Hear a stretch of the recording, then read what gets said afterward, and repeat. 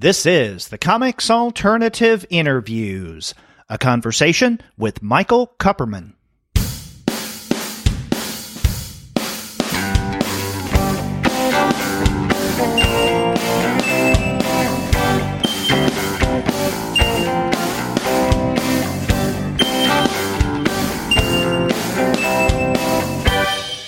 Hello and welcome to another episode of the Comics Alternative Interviews. I'm Derek. And I'm Gene, and we're two guys with PhDs talking about comics. That's right. And on this interview episode, Gene and I have a really good time talking with Michael Kupperman. He has a new book that's coming out as this episode goes up on the 15th of May.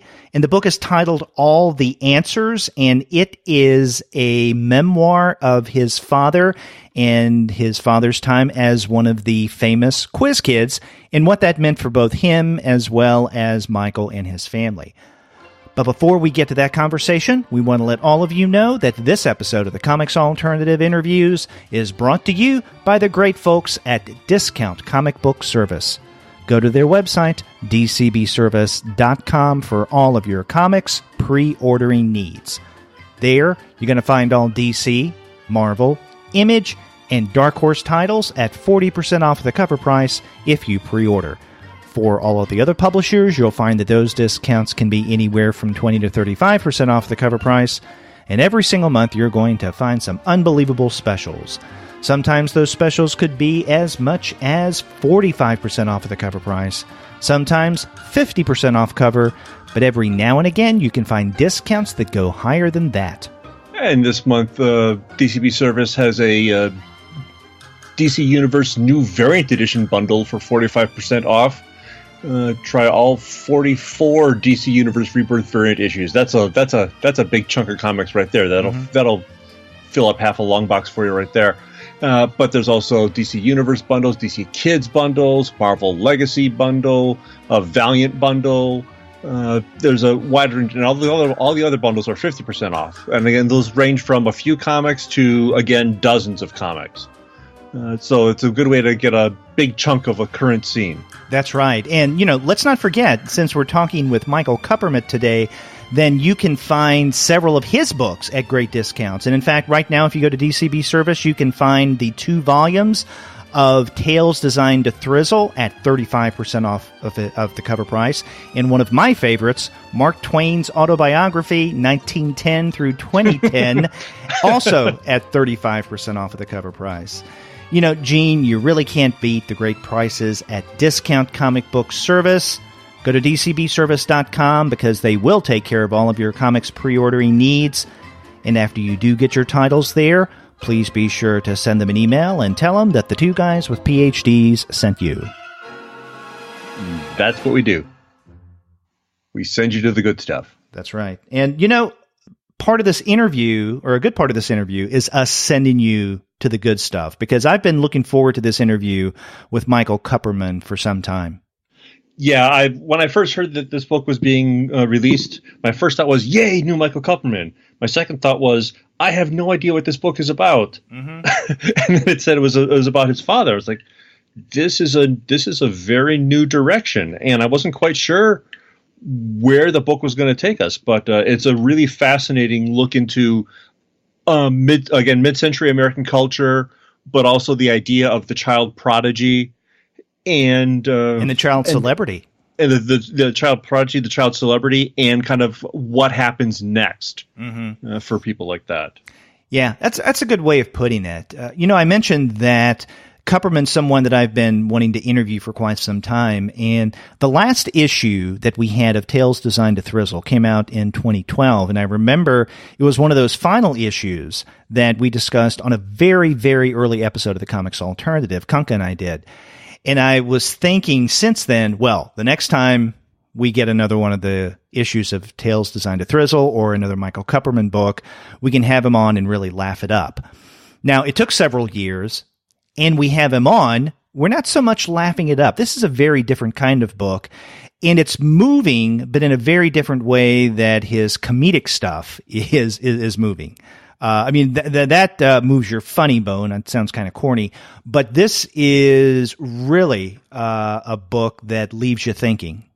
It's not a. He calls it. He wanted the book to be easy to read. I'm not sure I would call it easy. I would call it effortless. Mm-hmm. But again, when you get to the end, you've taken an emotional journey as well. That's a good way of putting it, an emotional journey. So, well, let's go ahead and get to that conversation that we had with Michael.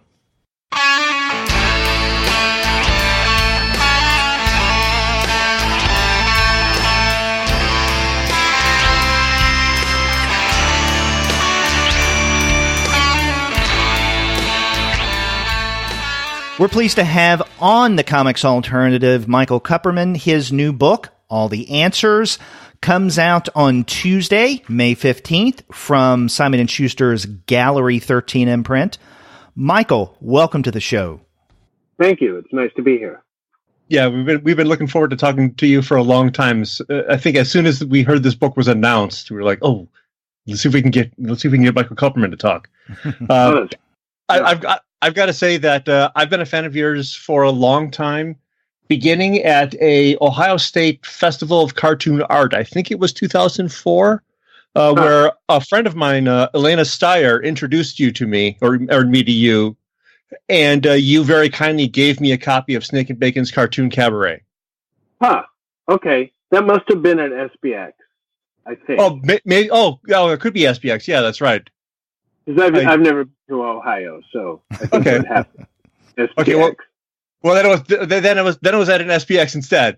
But the rest of the story stands, and I just fell in love with that book, and I've been following your career ever since. Tales of the End of Thrizzle was one of my favorite standalone individual comic book series of all time. And so we was curious to see this new book, which we'll get into like a kind of a brief overview of, but it's nonfiction. It's very different in tone from everything you've done before. I was wondering if you could talk a little bit about why now was the time for such a radical departure from pretty much everything we've seen you do up until now. Well, I mean, a lot of it was just the timing of how the family went. You know, it's a book about my father, and it was a result of, I have a child now, having a young child, having elderly parents. You kind of become the center of the family, the gravity of the family shifts. Suddenly I was at the center and I had to coordinate everything in the family. And then also kind of feeling like that left me in the position of being the caretaker of family history if I chose to do that. No one really had before. So, so in a way, this book sprang out of that. That was part of it. A large part of it was wanting to understand my family better. And, we were also clearing out the family house, which is a project that's taken about 8 years. And it's, I think, now done. But just clearing out this house and seeing all this history in it. And, that fed into it, too, that I had these opportunities. So, and my father, he was displaying this openness to talk about his childhood that turned out to be short-lived, as it happened. But, and that he was signaling to me clearly that he wouldn't mind so much if I investigated his past. So,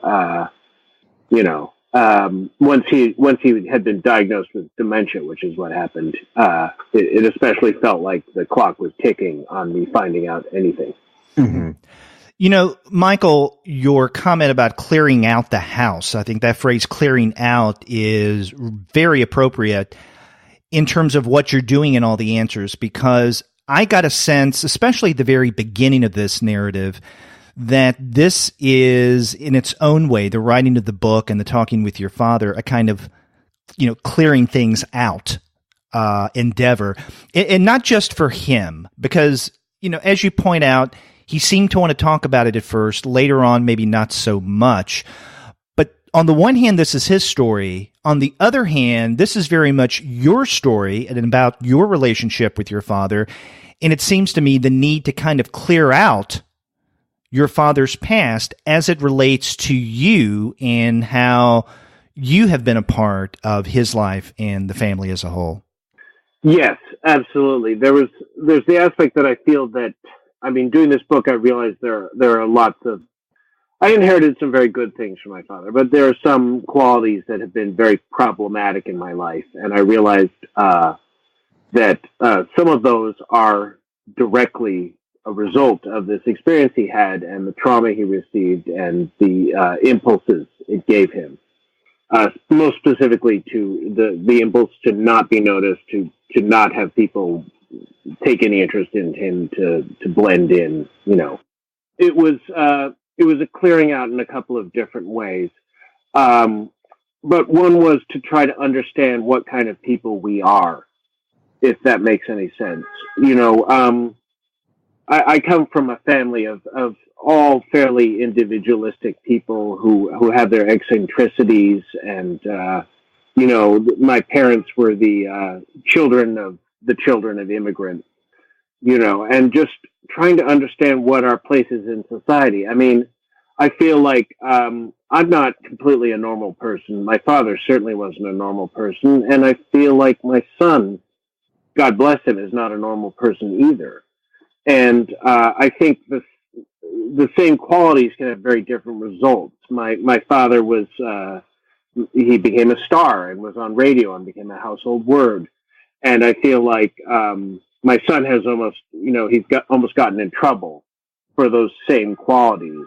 You know, I feel like if my father was around now, they would maybe just have written him a prescription instead of making him famous, if you know what I mean. Mm-hmm.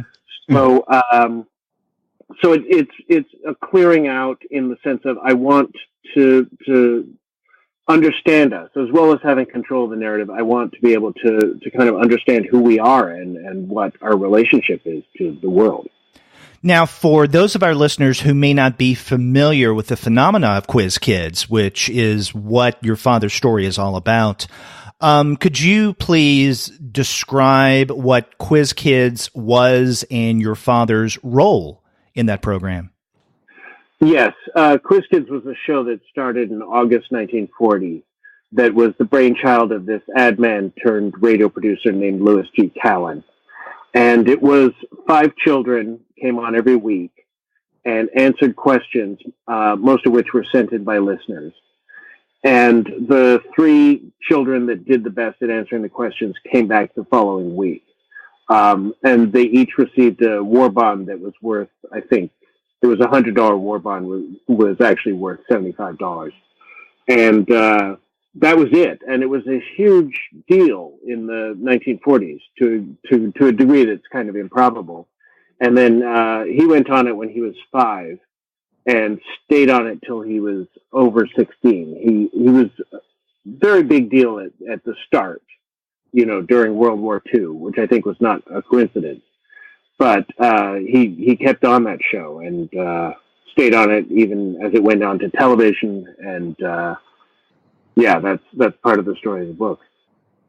One thing I found interesting about, as you kind of give us in the book the context for the show, and kind of the background for it, is that as a Callan, the producer, was really trying to consciously graft the show to play to American sympathies, or at least to develop good feelings toward Jews. Right. That's a supposition I'm making, although I think it's a very warranted one. I mean, certainly the show was propaganda. There was a lot of material on it about the war and about the situation of Europe's Jews. So that was what my father had been left with, certainly. When he wanted to talk to me, that was what he wanted to tell me, that he thought he had been propaganda, essentially, that he'd been manufactured to benefit the image of American Jews. I don't know how much that's true or how much that's deliberate. But I do think it definitely accounted for his enormous popularity, the fact that he was Jewish, it was World War II, and that, you know, there was this emotional connection made. Yeah, and that idea just, I think, brings even more weight to the time when your father meets Henry Ford. Yes, and that was because you basically introduced him saying Henry Ford was a notorious Semite before we even talk about anything else. Like, that's number one thing to say, and the fact that he actually seeks out your father when he's a child, and that just sounds it's very odd. It is really bizarre. Henry Ford was one of the most notorious anti-Semites of 20th century history. Right. He inspired the Nazis in many ways.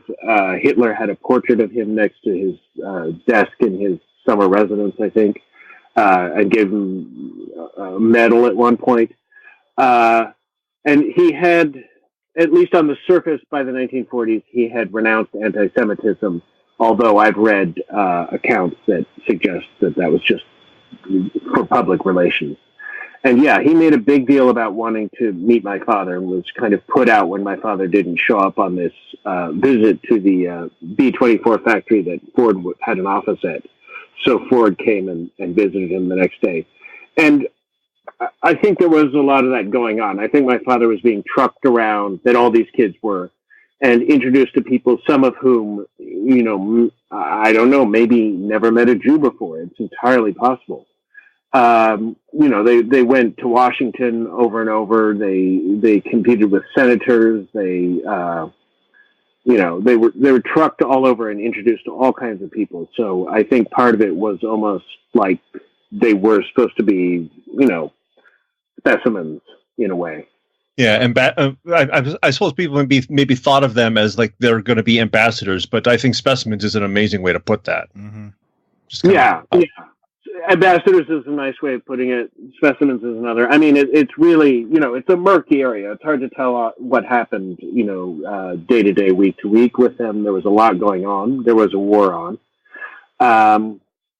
But yes, it's bizarre. And that's, as I've noticed in the scrapbooks, there are all these pictures of the quiz kids with different kinds of people, you know, politicians, writers, actors, you know, and a lot of the time they're sitting on their laps, with, you know, for photographs, which is a strange thing they would not do today. Yeah, almost like a ventriloquist dummy, or just too close. Yeah. Well, just, you know, we know so much that's unwholesome now about the showbiz of the 70s. I think the showbiz of the 40s is too far past for there to be a real expose like that conducted, but I you know, who knows what went on, basically. Yeah, All the Answers, in many ways, is a book about the dark side of celebrity, especially child celebrity. I know that, you know, we hear every now and again of child celebrities from, let's say, the 1970s and 1980s, and where they end up committing crimes, living on the streets, being down and out. And it's because of, usually the story is, their early celebrity and how that formed them, not for the better in one way or another. And it's interesting because I guess most people wouldn't think about that in terms of radio, and albeit Quiz Kids went from radio to television after the war. But this is an example, your father's story, of how being a child celebrity really did determine, and not for the better in many ways, the trajectory of what he became. Yeah, I think when a child becomes famous, it's almost like they're making a withdrawal on an account that's their future. And it, you know, I think being a big success as a child can mean the inverse as an adult. Not necessarily, not in all the cases, but with the Quiz Kids, it's interesting to note that the ones who adjusted afterwards better, in my opinion, were the ones who joined the show when they were, say, 10 or 11. Because I think at that age, they'd had some time to form their sense of themselves. But the kids who joined, like my father, when he was 5 or 6, some of them, I think, had a much stronger hold on and formed who they thought they were. And with my father, I think it definitely formed something central to who he was. Even though he wanted to escape the show afterwards, I don't think he could really escape some of what it had done to him.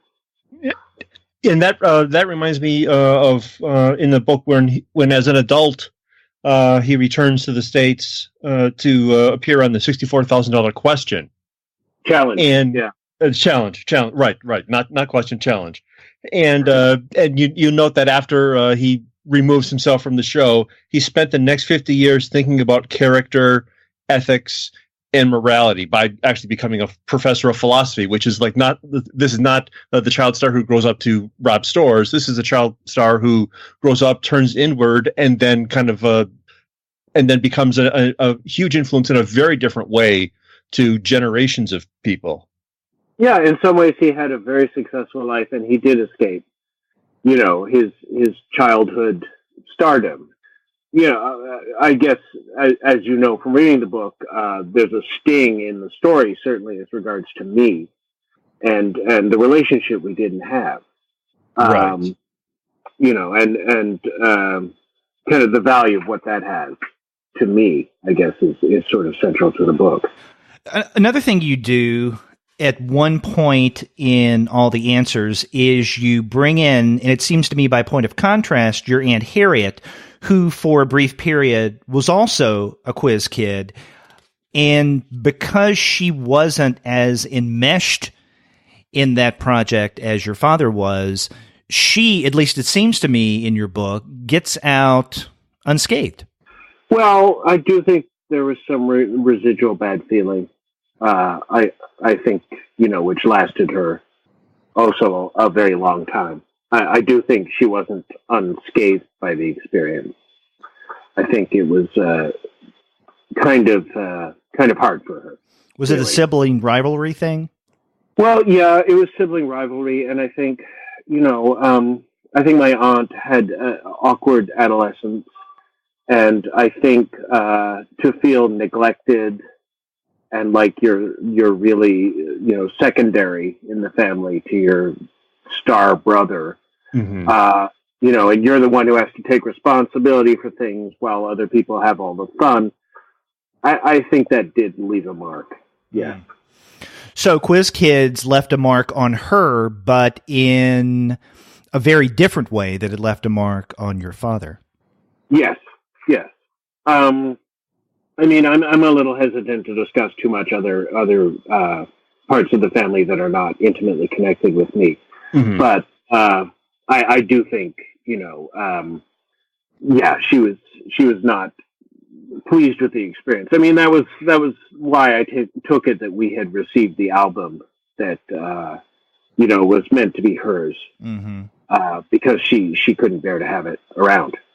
Now, you mentioned your family, and we get a pretty good sense throughout the narrative of how, at least at times, your father was feeling about you doing this project, of interviewing him and writing the book about his experiences with Quiz Kids. But what about your family as a whole? As you were doing this, what kind of reaction were you getting from your family about revisiting this part of your father's life? Well, I was keeping it pretty much on the QT, but, after a certain point, I started to see what I was seeing. I could see sort of what the outline of what was emerging, of what I thought had happened with my father. And I do think it has changed with some family members, their ideas of what was going on. So that's interesting. No one's had a bad reaction, which I was very nervous about. And the last person to read it in my family was my mother, and she thought it was great and was not upset. So that was a huge relief. Yeah, but she I think she's told me that her idea of who my father was has been changed somewhat by my research. Wow. Yeah. That's amazing. You talked a bit about how what happened to your father has an impact on you, and part of that impact, I think, is where he winds up teaching at University of Connecticut. I went to graduate school at UConn through the 90s, and there's one part you say. Mansfield? Pardon? In the Mansfield campus?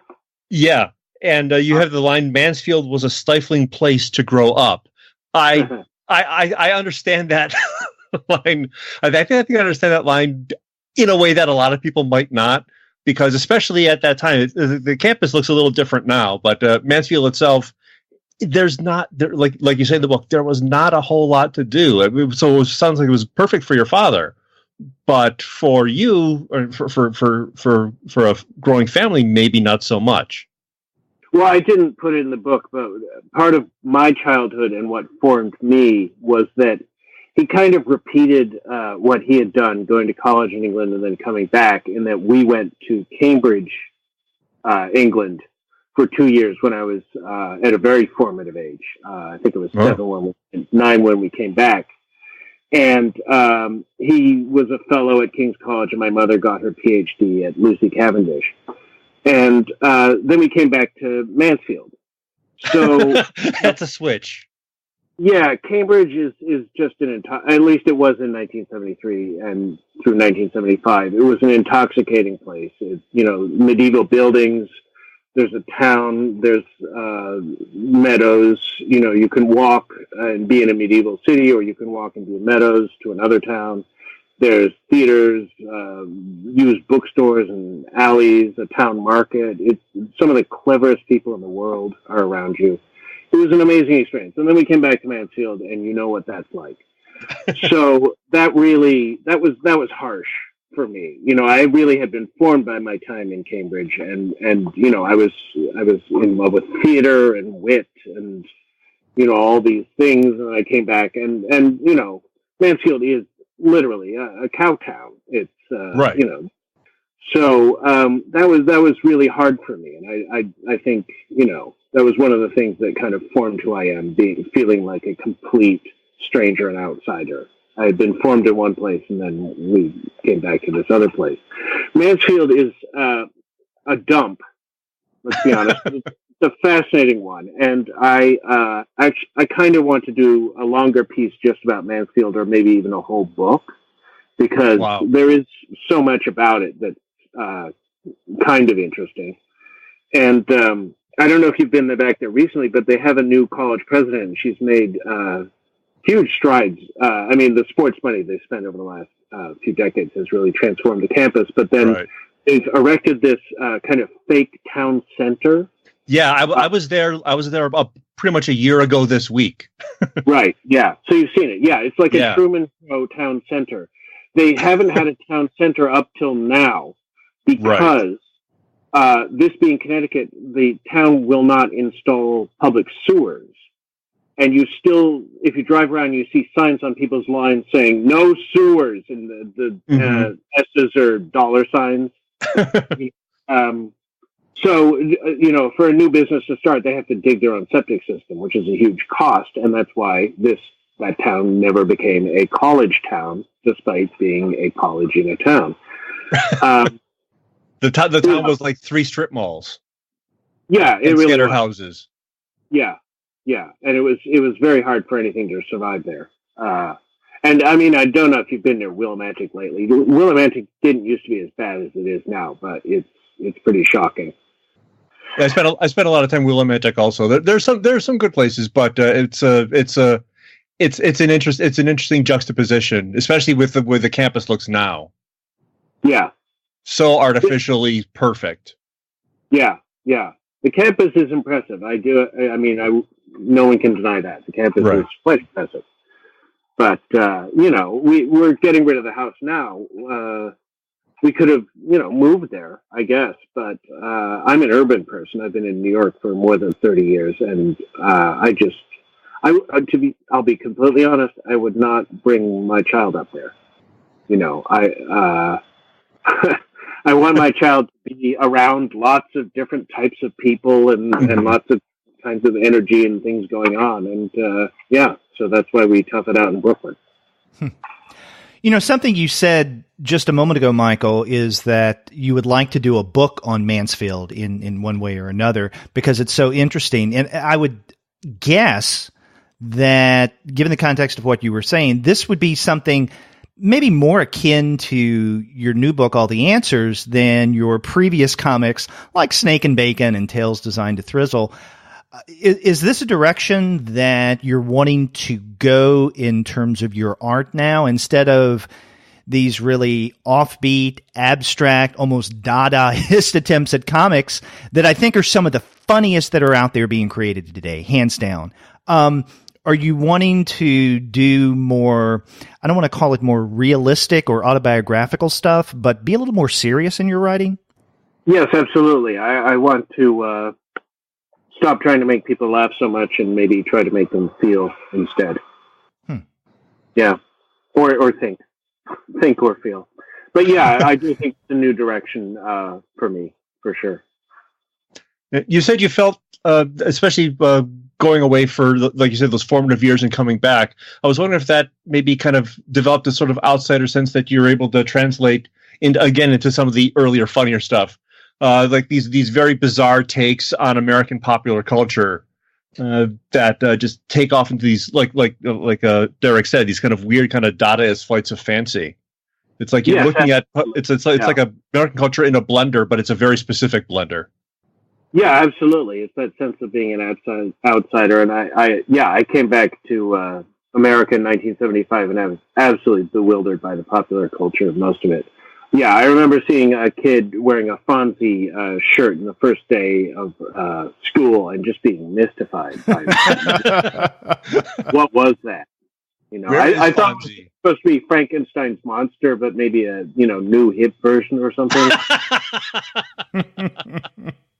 Yeah, and culture was much more localized back then, so you wouldn't just go over and it would be the same stuff everywhere.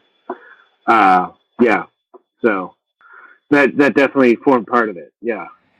I'm all for thinking more and feeling more when it comes to reading my graphic narrative, but I swear I really do miss Tales Designed to Thrizzle and what you were doing with Snake and Bacon. I have to say, one of the funniest guys writing in comics over the past several years, and I'm not only a big fan of Mark Twain's, but also I've done quite a bit of research and writing on him. And so in 2011, when you came out with Mark Twain's autobiography, 1910 through 2010, I thought that was just a genius premise, that Mark Twain's been around for the past 100 years and no one's known. Yeah, kind of the eternal kind of scalawag. Yeah. And in fact, Michael, I have to tell you, I have used your comics in some of my scholarship. I did an essay a number of years ago on, like, at the time, relatively recent works of adaptation of Mark Twain into comics. And one of the prime examples that I used was your Twain and Einstein strips. Oh, yes. Genius stuff. Yep. Thank you. We talked a little about the shift in tone. I want to talk about maybe almost like a shift in kind of a graphic sensibility as well. I mean, the book is very clearly a Michael Kupperman book, but I noticed that it's almost more sort of this. I hate the word, but it's almost cinematic in its use of primarily kind of like widescreen panels. Whereas your other comics look more comicsy. This looks a little. It's a little more open storytelling, and there's kind of a rhythm to the pages that kind of repeats as we go through. And then you do play with that and modify that in different places.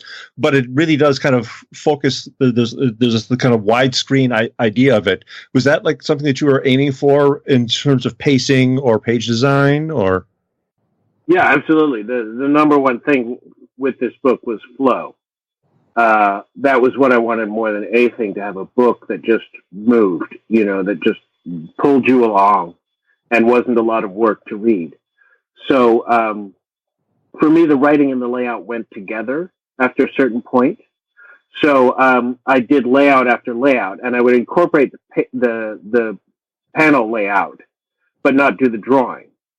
So I did that over and over and over, working on the pacing, trying to get it. I had the drawings visualized in my mind, but that was how I was writing it for the longest time, over and over and over, just trimming it down, trying to get as simple as possible, and to have that flow, because there's a lot going on in the book, but I want it to be easy to read and compelling, and to have a feeling almost like a detective narrative, Mm-hmm. So that you'd keep moving forward. Yeah. And you said you kind of wrote it over and over. This is by far the longest comics narrative you've ever done, right? I don't think you've ever done anything extended, even a quarter of this before. No.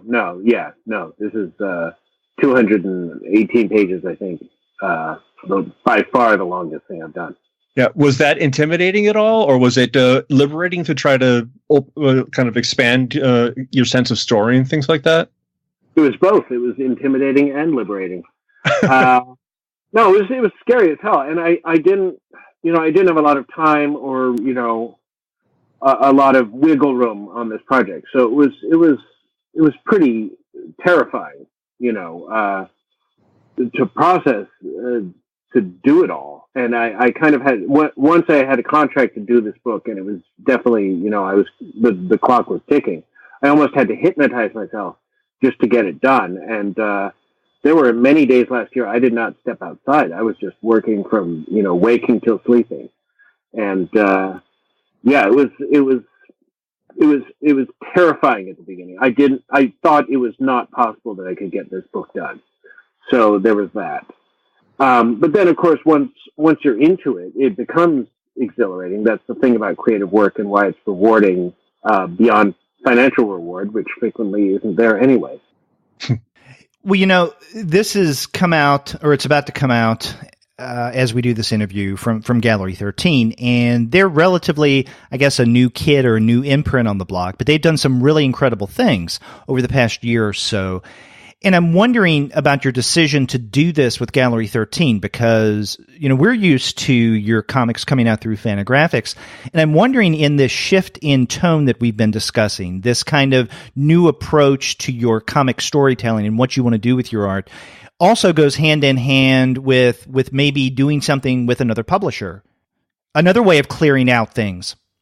Yes. I don't want to slam Fantagraphics, so I'm going to say as little as possible. Okay. But I will say this. When I started with them, when I started doing Thrizzle with them, I was very excited about not being edited. They did copy edit it, but as far as they wouldn't edit, they wouldn't say, don't do this, or change this or any of that. Mm-hmm. And at the start, I was like, great, this is wonderful. This is freedom. And then by the end, and when I was contemplating this project, and I looked at some other books they were doing that were sort of in the vein of what I was about to do, I was like, man, I need an editor. I need a good editor. So that was a big part of it. I wanted for this book to have a good editor and a good editing system. And I did. I was very lucky. Gallery 13, Adam Wilson, my editor, was excellent. And, it really became a good, valuable process. So when you say you did lots of drafts, were you, how hands-on was editing, or how hands-on did you want the editing to be? Were you like passing drafts constantly, or working on things a long time before you actually sought out advice from the editor? No, I wanted feedback, but I think you kind of get your head down and just start plowing through it. So there were moments when I'd stick my head up and hand him stuff, or if I felt there was something I really needed advice on, I'd show it to him. And he gave me some really valuable input at those times. But then again, a lot of this project was also just I had to figure out how to do it myself, because in some ways I think it's kind of new. I mean, not just for me, but it's a kind of book I haven't seen many examples of. Mm-hmm. The kind of a family detective sort of thing. Well, yeah, but also there's also the kind of cultural stuff, the outside cultural that you bring in, especially at the beginning.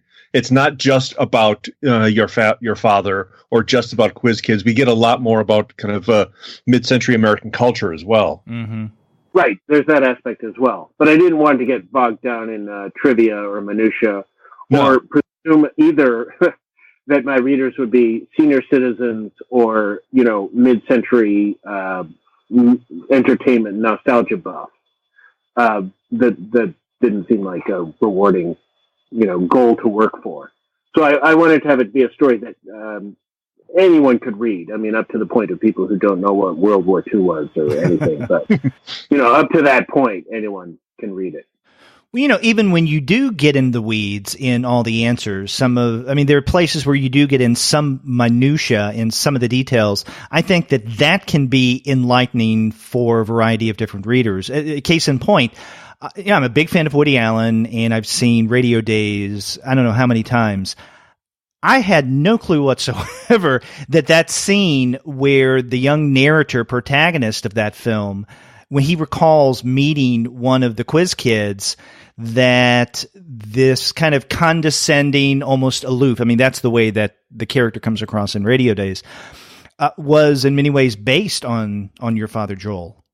Right, and that panel I did of his reaction in the movie theater, that happened. He was quite upset, I think, by it. Mm-hmm. And from then on, he avoided any movie that would have a similar effect on him, which means he didn't see Quiz Show or Magnolia.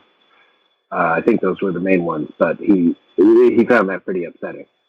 Yeah, and you mentioned that early on, even as a teacher, when people would, if he was like a social function, people would somehow mention the show, whether they knew he was in it or not. He would just have to leave. It was just any mention was too much. Very fragile there for a while. Yeah, that's the impression I get. You know, you've described this in some ways as kind of a detective narrative, and I don't want to make any, grandiose comparison where you may feel uncomfortable, but one of the things that I was thinking about as I was reading all the answers is that in many ways what you in the book, or your character in the book, is doing with your father is similar to what the journalist Thompson does in Citizen Kane, in trying to figure out who is this character, what made him what he is, and will I be able to find the answer to that? And I think that, at least the way that I was reading all the answers, it's like you were that kind of journalist / detective trying to find out what was it about your father's experience that made him who he is. And by the time I got to the end of the book, and I think it's a great ending, but I'm not sure if I came away with any answers.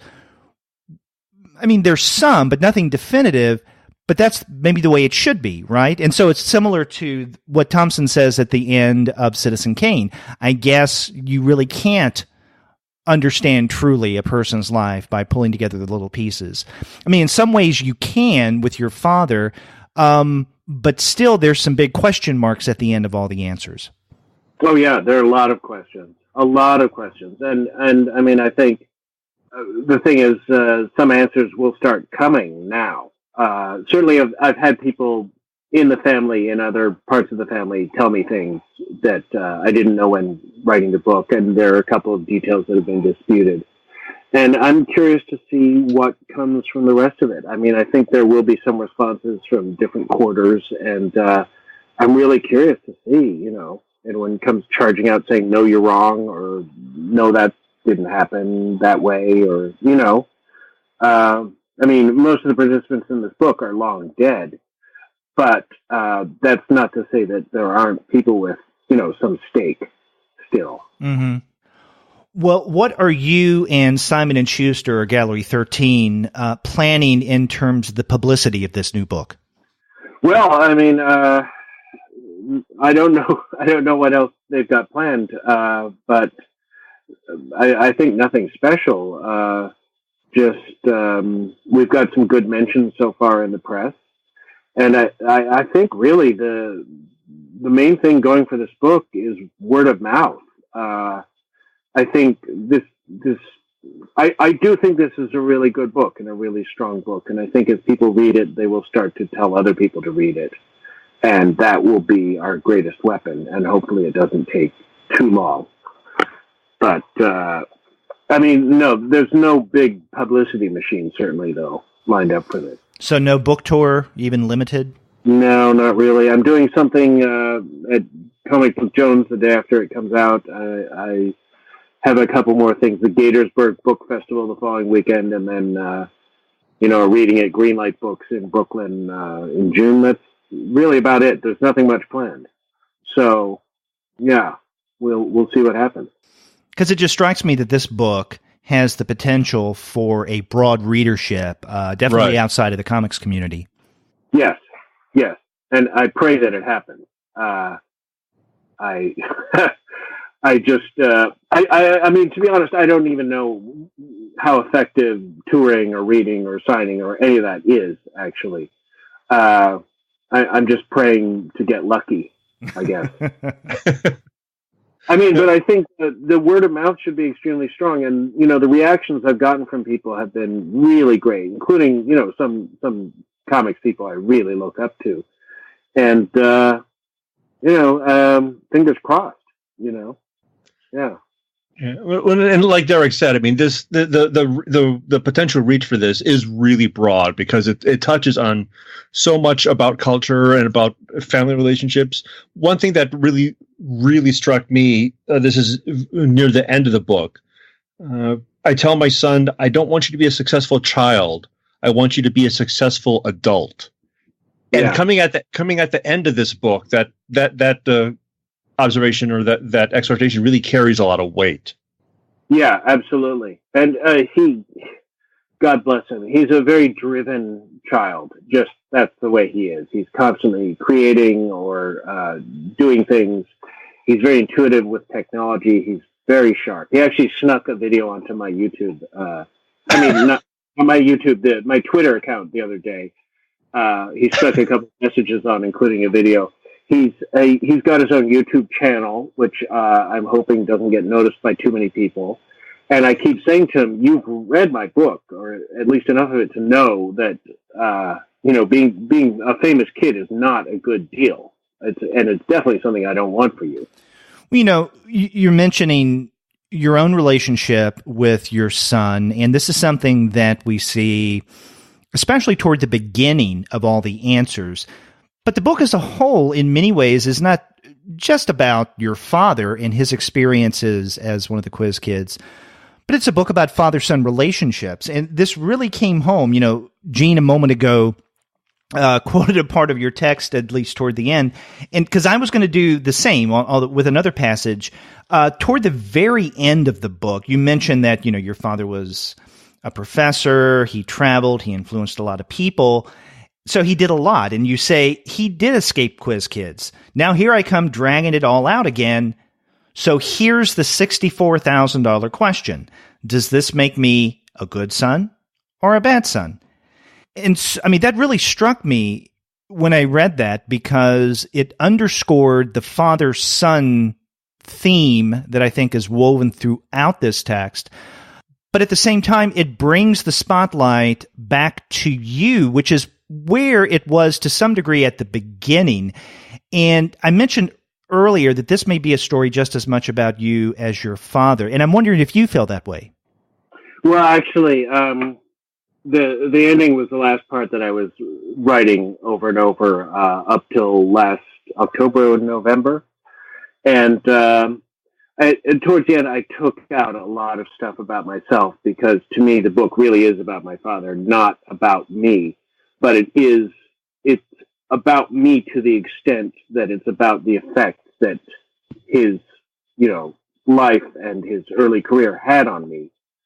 And it is about father and son relationships, but it's not about me and my particular issues or, stuff. There was much more in the second to last draft about, my issues with who I am and the conflicts that are within me as a result of this upbringing. But I removed most of that because I instead showed it with those brief scenes of us interacting, because I wanted to keep it as minimal as possible. But if I do something about how messed up I am, that would be another book.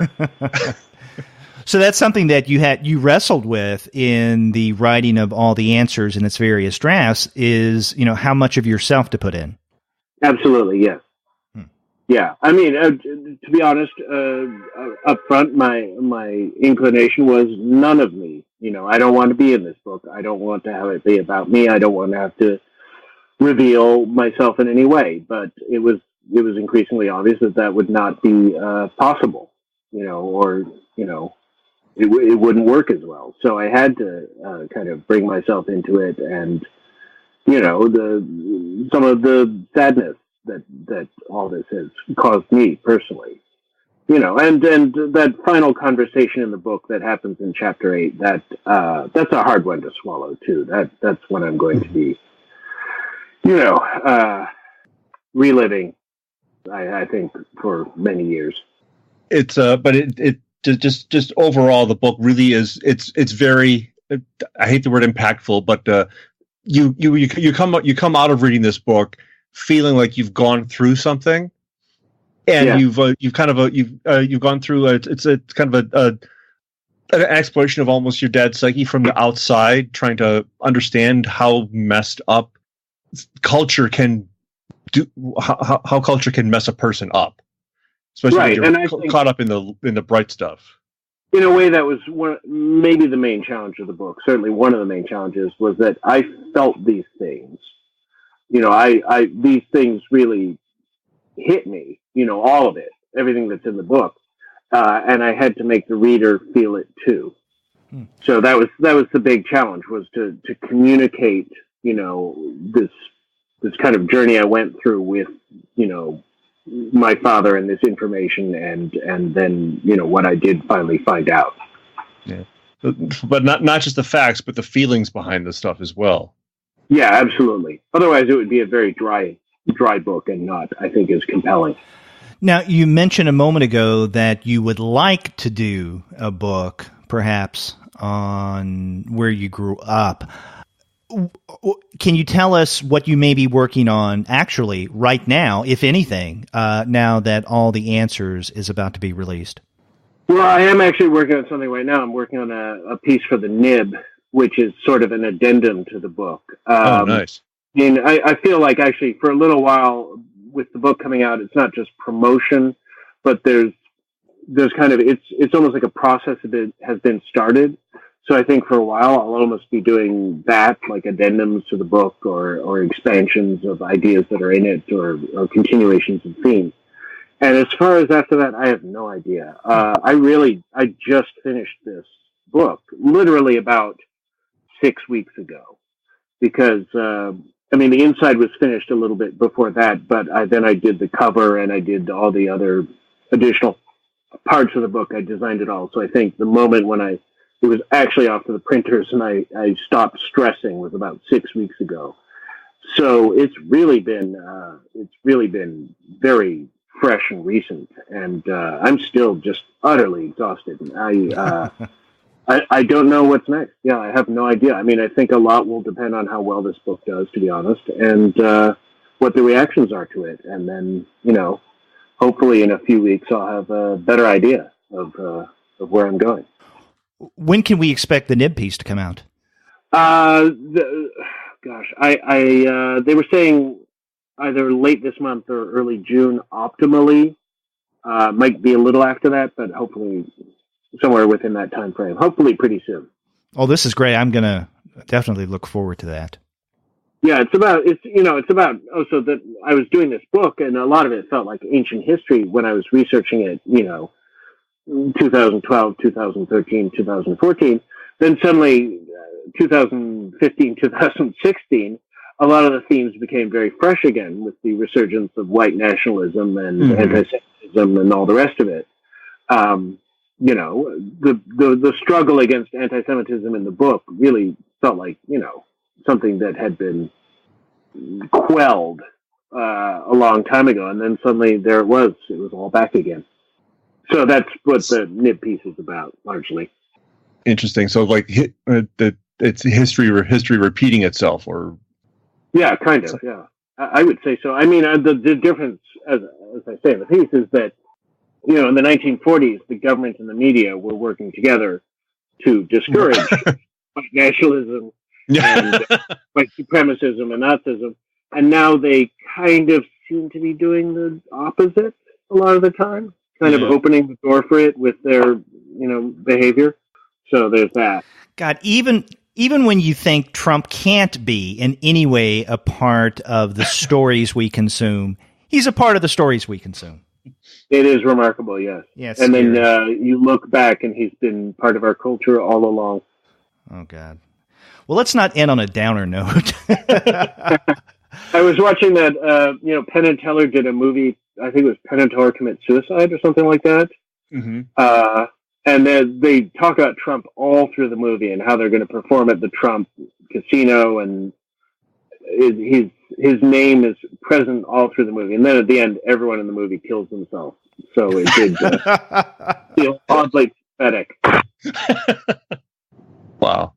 Well, Michael, I mean, this is definitely, and I will use the word impactful. I know Gene was hesitating, but it really is a book that leaves its mark. And again, I want to underscore how different this is from your previous work. I mean, for our listeners who may be familiar with Snake and Bacon and Tales Designed to Thrizzle, and then the Twain autobiography, it's like a 180-degree turn. And so it's almost like reading this, at least in the opening chapters, I got some narrative whiplash because I didn't know what to expect. And then I opened the book and it's like, oh my God, I got to readjust my expectations here. Yeah, well, thank you. But in a good way. It's very different than anything I've done before, that's for sure. Yeah, there's a lot of feeling in it, you know. And it's going to be exciting if this is a new direction for your art. Yeah, I believe so. Yeah, we will see. I mean, if somebody comes along and says, "We'll make Snake and Bacon the movie," here's $100, I will change my tune. But I think this is where I'm heading. Or if they go back to re-examine that Snake and Bacon pilot and say, "Hey, we want more of this." Yeah, it could happen. Sure. Yeah. Quite possible. Well, Michael, we want to thank you again for taking the time and talking with us on the Comics Alternative, and all the best of luck in getting the word out on your new book, All the Answers. Thank you so much. Thank you for having me. Thank you for being here, and we'll try to help with that word of mouth as much as we can. Also, definitely. Thank you. It'll happen. I think it'll happen. I feel good. I think so too. All right. Thank you, guys.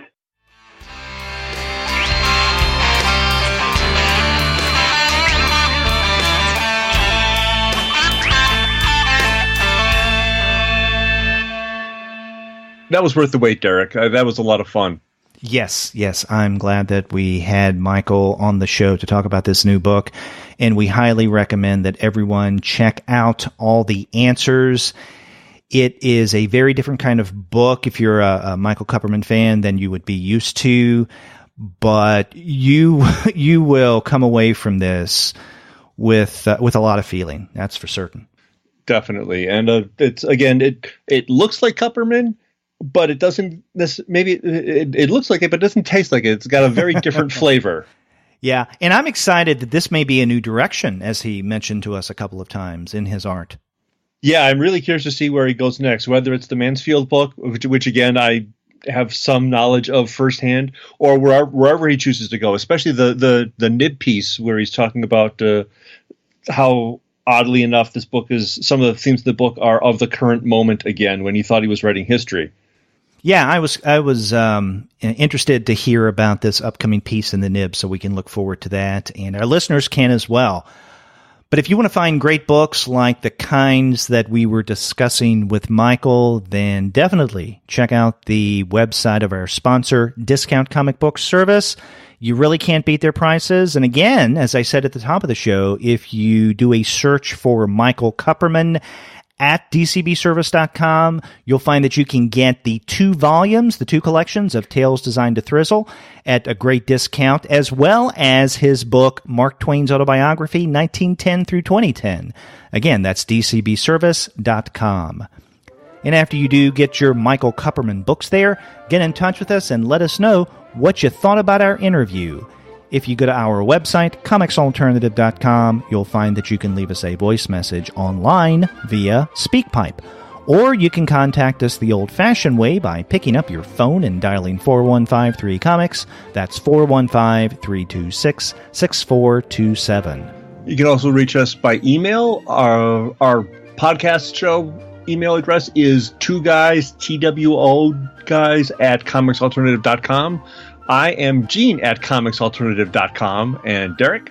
I'm Derek at comicsalternative.com.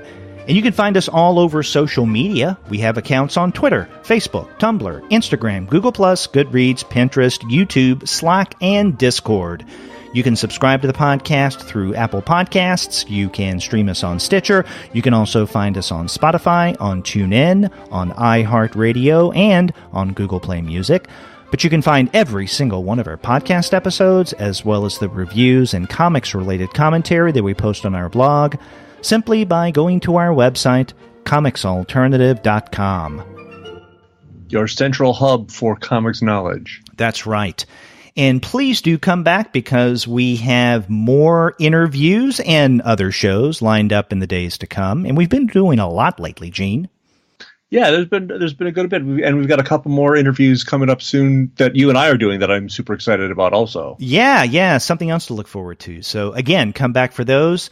Until then, I'm Derek. And I'm Gene. Take care. Bye-bye.